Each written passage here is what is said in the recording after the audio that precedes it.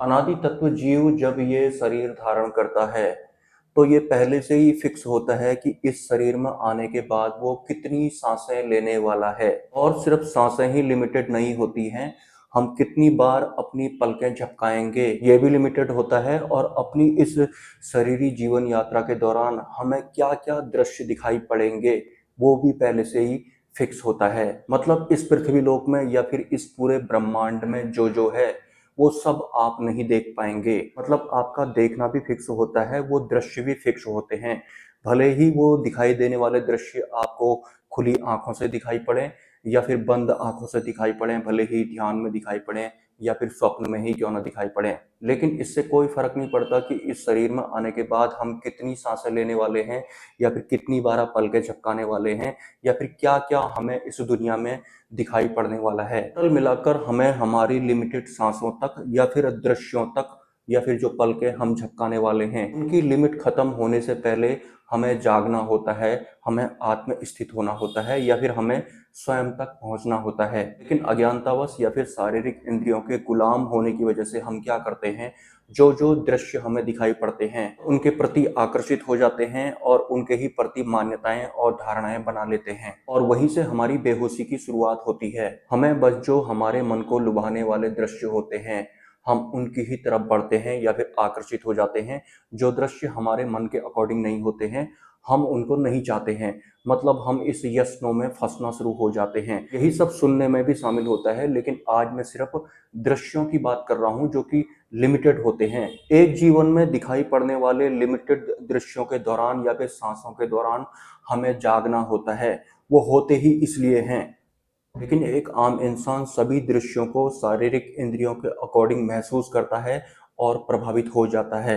मतलब बुद्धि और मन के तल पर ही जीने लगता है और इसी के साथ साथ हमारे अंतकरण की जो स्टोरेज होती है वो भी फुल होना शुरू हो जाती है। जबकि सब कुछ लिमिटेड होता है एक शरीर की एक जीवन यात्रा के दौरान। आपने अक्सर ये भी सुना होगा कि हमें पूर्व जन्म याद नहीं रहते हैं। वो इसी वजह से नहीं रहते हैं क्योंकि एक शरीर की एक यात्रा में सांसें भी फिक्स होती हैं, लिमिटेड होती हैं। जो पलकें वो झपकेगा, कितनी बार झपकेगा ये भी लिमिटेड होता है। क्या क्या उसे दिखाई पड़ेगा, क्या क्या उसे नहीं दिखाई पड़ेगा ये सब भी लिमिटेड होता है। और क्या क्या वो इस दौरान सुनने वाला है ये भी पहले से ही फिक्स होता है। उस दौरान उसे जागना होता है। अगर वो जागता नहीं है तो ये सब स्टोरेज अवचेतन मन में या फिर कारण शरीर में स्टोर हो जाती है और एक नए शरीर के साथ एक इंसान एक नई अपलोडिंग के साथ आता है। हालांकि ये जो अपलोडिंग होती है ये सूक्ष्म होती है। बुद्धि और मन के तल में होने की वजह से इंसान को ऐसा लग रहा होता है कि मैं जो चाहता था वो मैंने देखा या फिर जो मैं सुनना चाहता था वो मैंने सुना। लेकिन वास्तव में इंसान के हाथ में कुछ भी नहीं होता है क्योंकि करने वाला सब कुछ तो परमात्मा ही होता है। अगर हम बेहोश रहेंगे, इंद्रियों के तल में ही रहेंगे तो फिर हम सुख दुख महसूस होने तक ही रहने वाले हैं। मतलब हम जागने वाले नहीं हैं, अपने आत्म तत्व की ओर बढ़ने वाले नहीं हैं। और जिस तरह के दृश्य हमें दिखाई पड़ते हैं हम उन दृश्यों में ही बह जाते हैं। उनके ही अकॉर्डिंग हम मान्यताएं और धारणाएं बनाते हैं। बुद्धि मन के थ्रू ही उनको सोचते और समझते हैं। जबकि वास्तविक जो कर्ता होता है वो परमात्मा होता है या फिर हमारे भीतर जो परमात्मा का तत्व होता है वो होता है। हमें उसकी तरफ बढ़ना होता है, लेकिन हम दृश्यों में ही बह जाते हैं या फिर सुनाई देने वाली ध्वनियों में ही हम बह जाते हैं या फिर जिस तरह की भी हमारी शारीरिक इंद्रियां होती हैं उनके अकॉर्डिंग ही हम ढल जाते हैं। ये सब बेहोशी के आवरण होते हैं। तो जो भी लोग वास्तविक मुक्ति या फिर वास्तविक परमात्मा की तरफ बढ़ रहे हैं वो बहुत तरह के भगवानों को या फिर देवी देवताओं को भी मानते होंगे, लेकिन वास्तविक जो परमात्मा होते हैं वो तो उनके भीतर होते हैं जिसे कि आत्म तत्व कहते हैं। वो उनकी तरफ नहीं बढ़ते हैं, उन्हें अपने भीतर के आत्म तत्व की ओर बढ़ना है। बाहर वाले तत्वों की तरफ आपको नहीं बढ़ना है या फिर बुद्धि और मन के तल वाले तत्वों की तरफ आपको नहीं बढ़ना है।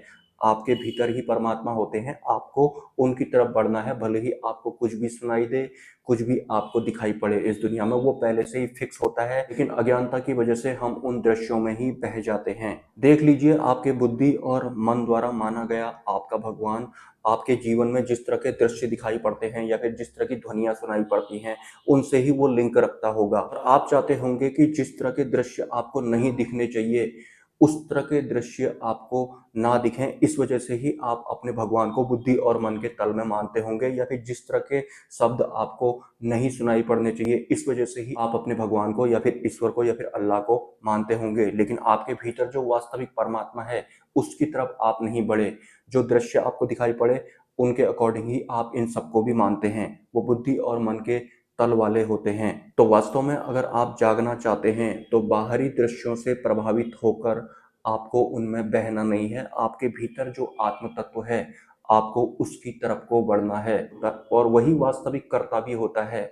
लेकिन अहंकार मैंने किया था कहने वाला होता है। वैसे अगर आप अपने भीतर के अहंकार को पहचान जाएंगे तो उस दिन से ही आपके विचार भी शून्य हो जाएंगे, और जिस तरह के भी सवाल या फिर जवाब प्राप्त करने की इच्छा वगैरह आपके अंदर होती है वो भी धीरे धीरे क्षीण हो जाएगी या फिर मिनिमाइज हो जाएगी। एक कमेंट आया था कि इस अहंकार को कैसे पहचानें, इसके लक्षण क्या होते हैं, पहचान क्या क्या होती है, सब कुछ इसके बारे में बताओ। हालांकि ये एक सेपरेट वीडियो बनाने वाला टॉपिक है, लेकिन जो परमात्मा आपको महसूस नहीं हो रहे हैं या फिर जो आत्म तत्व आपके भीतर खुद परमात्मा का तत्व है वो आपको जो महसूस नहीं हो रहा है वो इसी अहंकार की वजह से महसूस नहीं हो रहा है। अहंकार ऐसा नहीं है कि कोई ठोस तत्व बड़ी सी आकृति जैसा आपको कुछ दिखाई पड़ेगा।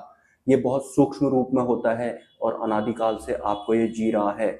तो इसकी एक परत होती है, जिस दिन आप इसको भांप जाएंगे तो उस दिन से आपके विचार भी शून्य होना शुरू हो जाएंगे, क्योंकि अहंकार ही ऐसा होता है जिसे अपने आप पे माया वाला भरोसा भी होता है और भ्रम भी होता है कि मैं पूर्ण नहीं हूँ, तो मैं सब कुछ करके देखूंगा और पूर्ण होने की कोशिश करूंगा। और ये करता भी है, ये हार भी नहीं मानता है। हार ये इस वे में भी नहीं मानता है कि अगर मैं ही मिट गया, मेरी आज तक की देखी गई दुनिया के दृश्य वगैरह जो भी मैंने इकट्ठा किए थे वो सभी अगर जीरो हो गए तो फिर ऐसे परमात्मा का क्या फायदा। ये कुछ इस तरह का भ्रमित भी होता है। बहुत जल्दी मैं इस अहंकार के बारे में सटीक एग्जाम्पल आपको दूंगा जिससे कि आपको ये समझ में आने लगेगा और उसके बाद आप अपने आत्म तत्व की ओर बढ़ने लगेंगे। मिलते हैं किसी नेक्स्ट वीडियो में। नमस्कार।